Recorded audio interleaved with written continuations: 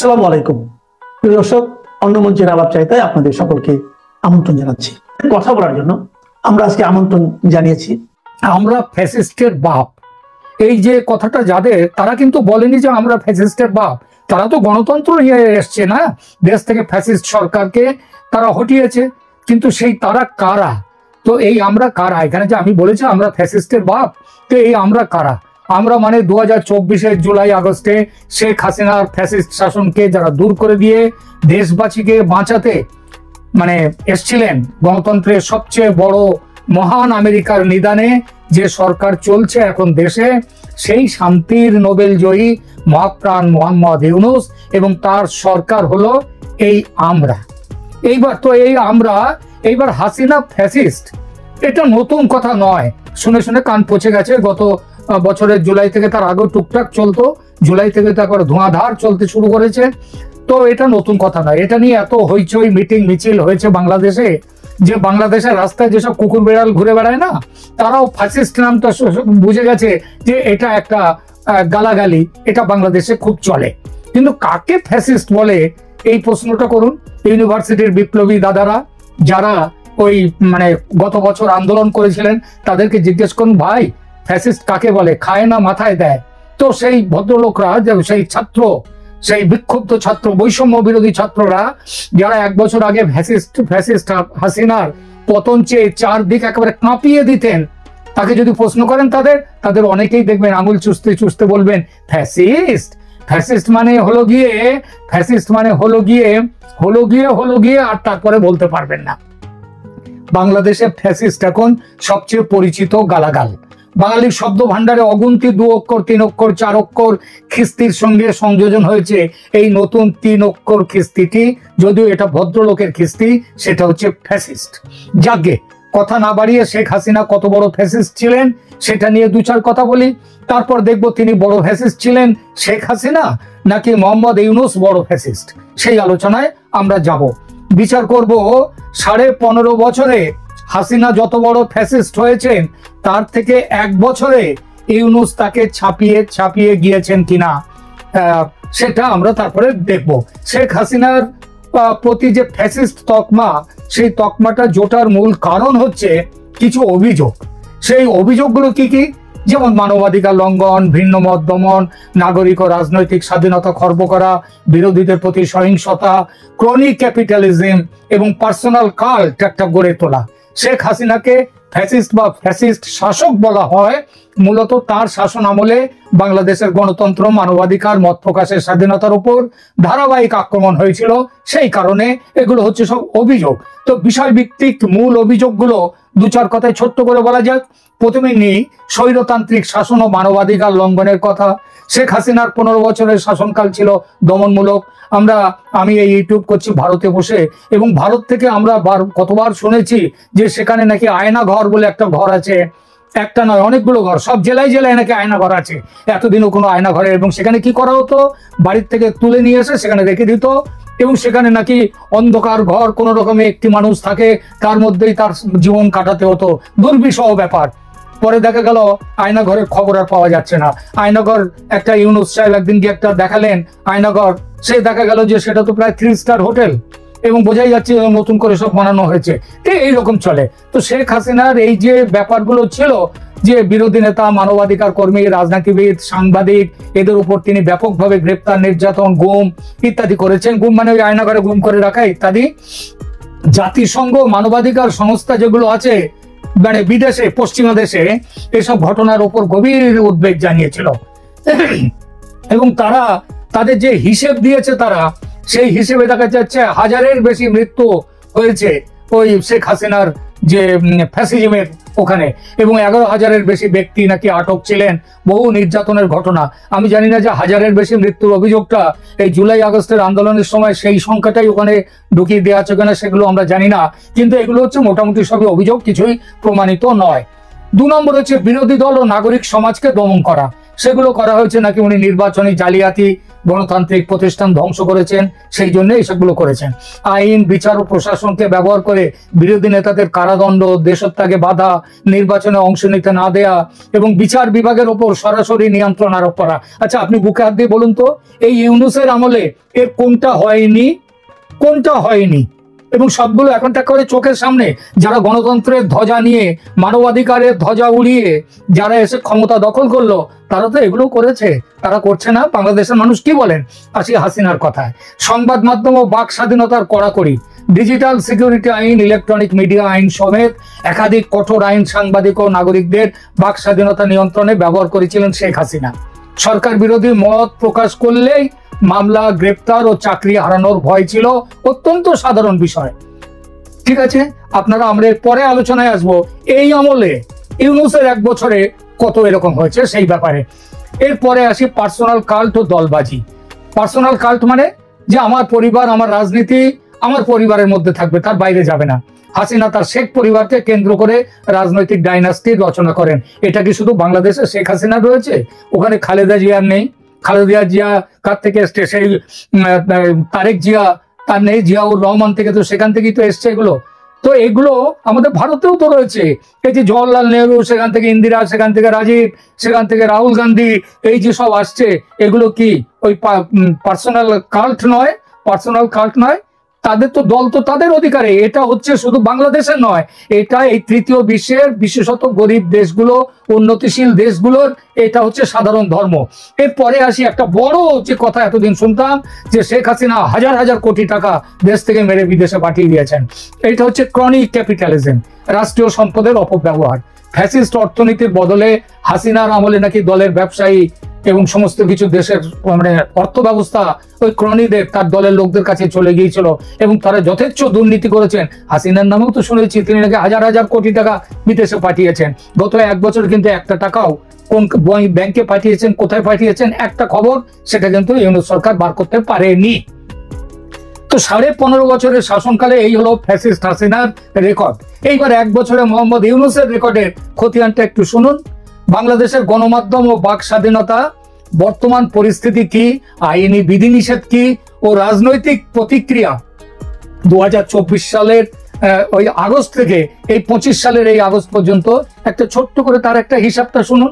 বাংলাদেশের অন্তর্বর্তী সরকার সম্প্রতি এক স্পষ্ট বার্তায় জানিয়ে দিয়েছে যে শেখ হাসিনার কোনো বক্তব্য প্রচার করলে, আওয়ামী লীগের কোনো বক্তব্য প্রচার করলে সংশ্লিষ্ট সংবাদ মাধ্যম, ব্যক্তি নয়, সংশ্লিষ্ট সংবাদ মাধ্যম এবং ব্যক্তির বিরুদ্ধে তাৎক্ষণিক আইনি ব্যবস্থা নেওয়া হবে। এই আইনটি এবং রাজনৈতিক অবস্থা, এগুলো মুক্ত, স্বাধীনতা, নাগরিক অধিকার নিয়ে বাংলাদেশ এখন আর হাসিনার আমলেও যেটুকু ছিল আজ সেটুকু নেই, এসে গেছে চরম সংকটে। কিছু ক্ষেত্রে একে মানে ইউনূসের এই সংবাদপত্র, সাংবাদিকতা, তারপরে নাগরিক অধিকার, এই ব্যাপারগুলোকে বলেছেন ফ্যাসিস্টের থেকেও বড় ফ্যাসিস্ট। এই পরিস্থিতিতে সংবাদপত্রের স্বাধীনতা, বাক স্বাধীনতা, গণতান্ত্রিক আদর্শ কেবল প্রশ্নের মুখে নয়, অনেকাংশে অস্তিত্ব সংকটে পড়েছে। আইন ও প্রশাসনিক নিষেধাজ্ঞার বাস্তবতা, সেটা নিয়ে 2 কথা বলি। বাংলাদেশের অন্তর্বর্তী সরকারের নতুন ঘোষণায় সাবেক প্রধানমন্ত্রী ও আওয়ামী লীগ নেত্রী শেখ হাসিনার কোনো বক্তব্য, বিবৃতি প্রচার করা, প্রকাশ করা বা সেই প্রচারের সাথে সংশ্লিষ্ট থাকা অপরাধ হিসেবে গণ্য করা হবে এবং তার বিরুদ্ধে দ্রুত আইনি ব্যবস্থা নেওয়া হবে। সরকারের বিবৃতিতে স্পষ্ট বলা হয়েছে, যদি কেউ ভবিষ্যতে শেখ হাসিনার বক্তব্য প্রকাশ করে তাহলে তার বিরুদ্ধে আইনগত ব্যবস্থা নেওয়া হবে। এই হচ্ছে শেখ হাসিনার আমলে কি এতটা ছিল? দেখবেন বাংলাদেশের যারা শুনছেন তারা নিজেরা প্রকাশ করবেন, এখানে কমেন্ট করবেন, বলবেন যে এতটা শেখ হাসিনার আমলে ছিল কিনা। এরপরে ধরুন যে শেখ হাসিনার যে কোনো প্রচারকে, সেগুলো হেট স্পিচ বা মিডিয়ায় প্রচার নিষিদ্ধ করা হয়েছে। করেছে কে? আদালত। কোন আদালত? আন্তর্জাতিক ইন্টারন্যাশনাল ক্রাইম ট্রাইব্যুনাল, যেটা হাসিনা প্রতিষ্ঠিত করেছিলেন যুদ্ধ অপরাধীদের বিচারের জন্য। সেই ট্রাইব্যুনালের নিয়ম পাল্টানোর কোনো অধিকার এই অবৈধ সরকারের নেই, এই সরকারের নেই। তো এই যে আদালতের বক্তব্য, এইসবগুলো করা হচ্ছে। আওয়ামী লীগের কার্যক্রম নিষিদ্ধ করা হয়েছে, আইনি কাঠামো সেগুলো ইয়ে করেছে। আওয়ামী লীগকে সন্ত্রাসী সংগঠন হিসেবে চিহ্নিত করে এর নেতা কর্মীদেরকে 2009 সালের যে অ্যান্টি টেরোরিজম অ্যাক্ট, সেই অ্যাক্ট অনুযায়ী তাদেরকে ধরা হচ্ছে, তাদেরকে জেলে ঢোকানো হচ্ছে। যারা বাইরে আছে তারা পালিয়ে বেড়াচ্ছে। এই আইনটি, এই যে অ্যান্টি টেরোরিজম অ্যাক্ট 2009, এই আইনটি শেখ হাসিনার সময় পাশ হয়েছিল এবং পরিচালনা কাঠামো ইউনূস সরকারের আমলে বহাল রয়েছে। গণমাধ্যম ও মত প্রকাশের স্বাধীনতা সংকট সাংবাদিক ও সংবাদ মাধ্যমগুলোর উপর অভূতপূর্ব চাপের নজির সৃষ্টি করেছে গত 1 বছরে। এবার আপনাদেরকে একটা খবর দিই, আমি আরেকবার সংখ্যাটা বলে দিচ্ছি, আরেকবার দেখুন। 2024-এর আগস্ট থেকে 2025-এর মার্চ, এই সময়ের মধ্যে 640 জনের বেশি সাংবাদিককে তাদেরকে গ্রেপ্তার করা হয়েছে, তাদেরকে অনেকে গুম হয়ে গেছে, নির্যাতন করা হয়েছে, এদের সংখ্যা। এবং সেখানটায় মামলা হয়েছে, লাইসেন্স বাতিল হয়েছে, ব্যাংক অ্যাকাউন্ট ফ্রিজ হয়েছে। কোন আইনে? Digital security and anti terrorism অ্যাক্টে। এপ্রিল থেকে জুলাই এবছরের এই 4 মাসে কতজন হয়েছে? এখানে সরকারিভাবে দেখানো হয়েছে বাংলাদেশের 28 জন। আটক, জিজ্ঞাসাবাদ, নিখোঁজ, স্বাধীন সাংবাদিকতা, সেগুলোকে ঠেকিয়ে রাখার জন্য ডিজিটাল সিকিউরিটি আইনে এদেরকে বিরুদ্ধে ব্যবস্থা নেওয়া হয়েছে। এরপরে আসছে 2025-এর আগস্ট মাসে শুধু 167 জনের বেশি সাংবাদিককে তাদের প্রেস কার্ড বাতিল করা হয়েছে, তাদের চাকরি গেছে ইত্যাদি, এই সমস্তগুলো হয়েছে। এগুলো এই হচ্ছে, এটাও এই অ্যান্টি ডিজিটাল সিকিউরিটি অ্যাক্টে। এই হচ্ছে একটা সহজ হিসাব। এইবার আসি আমরা বিতর্কিত ডিজিটাল সিকিউরিটি অ্যাক্ট, যেটা শেখ হাসিনার আমলে পাশ হয়েছিল, তাতে পরিবর্তন এনেও এর অধিকাংশ কঠোরতর করেছে ইউনূস সরকার। সাইবার সিকিউরিটি অ্যাক্টে থেকে গেছে অনেক কিছু। বিশেষজ্ঞরা যারা ইন্টারন্যাশনাল, তারা বলেন যে সাংবাদিকদের স্বাধীনভাবে কাজ করার সুযোগ এখনো অনিশ্চিত এবং আতঙ্ক, আত্মসমর্পণ তার পরিবেশ তৈরি করেছে এই সরকার। সাংবাদিকদের ব্যাংক অ্যাকাউন্ট ফ্রিজ, গ্রেপ্তার ও দেশত্যাগে বাধা দেওয়া হয়েছে। আপনাদের সাংবাদিক বিভুরঞ্জন সরকারের কথা বললাম, গত পরশু দিন, সম্ভবত 2 দিন আগেই, তিনি সকাল 10টায় বাড়ির থেকে বেরিয়েছেন, সংবাদপত্রের অফিসে যাবেন, তারপরে আর খোঁজ নেই। জানা গেল যে তিনি সংবাদপত্রের অফিসে পৌঁছননি, তিনি উধাও হয়ে গেছেন এবং 2 দিন পরে তার মৃতদেহ ভেসে উঠলো মেঘনা নদীতে। এমনিতে মরেছেন কেউ? মরে না এমনিতে, তাদেরকে গুম করে সাথে সাথে খুন করা হয়েছে। এতটা শেখ হাসিনার আমলে ছিল না। অনেকে এই আজমি যিনি গোলাম আজমের ছেলে, তাকে নাকি গুম করা হয়েছিল, কিন্তু খুন করেনি। আর এরা এখন কি করছে? অত গুমের কথা অত গুছিয়ে রাখার দরকার কি আছে? মেরে দাও। তো ইউনূস সরকারের প্রশাসনিক ফ্যাসিজম ও দ্বিচারিতার দুটো কথা বলি। বর্তমান সরকার নিজেদেরকে সেন্সরশিপ ও দমন পীড়নে হাসিনা সরকারের সংস্কৃতি ভাঙার কথা বলেই ক্ষমতায় আসে, তবে বাস্তবে এরা কি করছে? শেখ হাসিনার তৈরি আইনগুলো আরো কড়াভাবে প্রয়োগ করছে। আন্তর্জাতিক সম্প্রদায় ও সাংবাদিক অধিকার সংগঠনগুলো তারা বলছে ইউনূস সরকারের সময় আইনি জবাবদিহিতা, বিচার বহির্ভূত নির্যাতন, আটক, বিনা বিচারে আটকে রেখে দেওয়া সীমাহীনভাবে বেড়েছে। প্রেস ক্লাব থেকে বহিষ্কার, প্রিন্ট অনলাইন মিডিয়া স্বশাসিত নজরদারি, সোশ্যাল মিডিয়া কঠিন নিয়ন্ত্রণ, এসবের ফলে বুদ্ধিজীবী সমাজ, ছাত্র, এমনকি বিরোধী দলও আজ নিরাপদ নয়। বিভিন্ন মতাদর্শের ও ধর্মীয় সংখ্যালঘু সম্প্রদায়ের উপর হামলা, তারপরে ওই জঙ্গিদেরকে জেল থেকে ছেড়ে দেয়া, মানবাধিকার লঙ্ঘনের ঘটনায় সাম্প্রতিক সরকারকে দায়ী করেছে আজকে বিশ্ব জনমত। মামলা ও অভিযোগ, ফ্যাসিস্ট অভিযোগের গুরুত্ব সারা বাংলাদেশ জানে, সারা পৃথিবীর মানুষ জানছে। বর্তমান ইউনূস সরকারের অধীনে সাধারণ জনগণ, সংখ্যালঘু, বিরোধী রাজনৈতিক দলের সদস্য, সাংবাদিক, এমনকি মানবাধিকার কর্মীরাও প্রতিনিয়ত হুমকির মুখে পড়ছে। গতকাল সাংবাদিক বিভুরঞ্জন, 2 দিন আগে তার সরকার, বিভুরঞ্জন সরকারের কথা তো বললাম, তার লাশ পাওয়া গেছে। কারণ শেষ লেখাই ছিল এই সরকারের সমালোচনা। তিনি বলেছিলেন যে প্রধান উপদেষ্টা, তিনি বলছেন আমাদের ভুল ধরিয়া দেন, আমরা তাহলে শিখে শুধরে যেতে পারি। আর তারই দপ্তরের প্রেস সচিব তাদেরকে বলছে সরকারের বিরুদ্ধে যেন কথা না আসে। তো এই তো চলছে এখানে। শেষ লেখায় তার সমালোচনা ছিল, তার জন্য মরতে হয়েছে তাকে। বহু মানুষ নির্যাতিত ও খুন হয়েছেন, ঘরবাড়ি লুট হয়েছে। ইউনূস সরকারের বিরুদ্ধে অভিযোগ সন্ত্রাসী ও মৌলবাদী গোষ্ঠীকে মদত দিয়েছেন। রাজনৈতিক প্রতিহিংসা মামলা তিনি নিষেধাজ্ঞা দিচ্ছেন, তিনি মামলা করো, এদেরকে প্রতিহিংসা মামলা চলছে। এই যে মব সন্ত্রাস করে বিরোধীদেরকে হত্যা করে দেয়া, তার কোনো বিচার আছে? শেখ হাসিনার আমল কি এমন ছিল? বাংলাদেশের মানুষ আপনারা বলবেন সত্যি এরকম ছিল কিনা। শেখ হাসিনার বিরুদ্ধে ছাত্র আন্দোলনে 1000-এর ওপর মৃত্যুর অভিযোগ উঠেছে।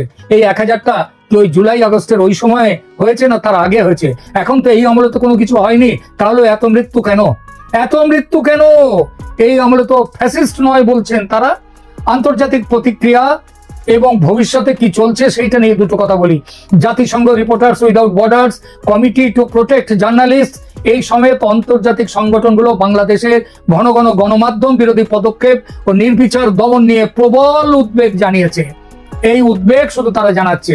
এরপরে শেষ করি, এই মুহূর্তে বাংলাদেশের গণতন্ত্র মুক্ত মতের সংকট দেখা গেছে।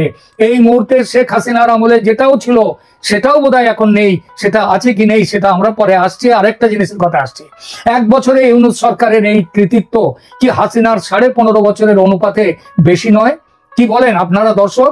শুধু বেশি নয় কেন বলবেন, আমার তো মনে হয় অন্তত 100 গুণ বেশি। হিসাব করুন, মনে হয় পাবেন আমি ভুল করছি না। এমনকি এমনি কি আর বলেছি যে শেখ হাসিনা ফ্যাসিস্ট হলে আমাদের শান্তি